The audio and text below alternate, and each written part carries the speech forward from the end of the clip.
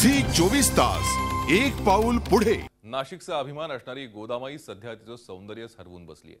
गेल्या अनेक वर्षांपासून ही नदी पानवेलींच्या विळख्यात सापडली आहे। वेळोवेळी आवाज उठवूनही प्रशासनावर म्हणावा तसा परिणाम झालेला नाही। आता नाशिककर पुन्हा नव्या उमेदीने गोदावरीला प्रदूषणमुक्त करण्यासाठी आंदोलनात उतरलेत। नाशिकच्या बहुचर्चित गोदापाक मधले हे सगळे पर्यावरण प्रेमी महापालिका प्रशासनाचा निषेध करण्यासाठी एकत्र जमलेत।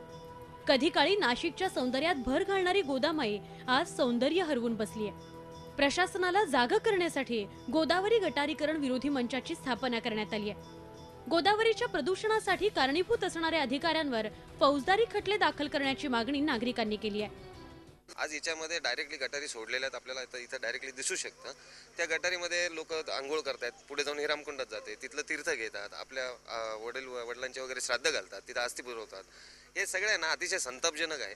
तर आज आम्ही आता हे आंदोलनाची सुरुवात आज केलेली आहे। वॉटर प्युरिफायर जे आहेत ते न वापरून हे पाणी डायरेक्टली पाईप थ्रू आपण गोदावरी नदीत फेकतोय आणि जे आपण गोदावरी नदीत फेकतोय ते फेकल्यानंतर हे तीर्थ म्हणून लोक पितात। आम्हाला आमची गोदामाता पवित्र करून पाहिजे परत, म्हणून माझी हीच विनंती आहे की हे गटारीकरण बंद करा। गेल्या 3 वर्षांपासून गोदावरीला पानवेलींनी वेढलंय। निवडणुकीच्या काळातही गोदावरी प्रदूषणाचा मुद्दा चांगलाच गाजला।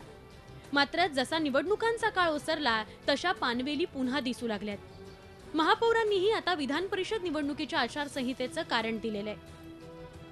गोदापात्रात वाढलेल्या पानवेली संदर्भात मध्यंतरी ज्यावेळेस पाहणी हे केलं होतं त्यावेळेस आयुक्तांनी व सिटी इंजिनियरांनी त्या संदर्भात आढावा घेऊन त्या टेंडर काढण्याकरता त्यांना सूचित केलेलं होतं। परंतु सध्या स्थानिक स्वराज्य संस्थेची आचारसंहिता चालू असल्यामुळे त्या सर्व प्रक्रियेला बाधा येते।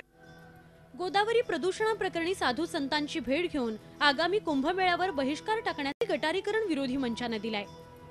झी 24 ताससाठी नाशिकहून मुकुल कुलकर्णीसह सुवर्णा जोशी, मुंबई। झी 24 तास एक पाऊल पुढे।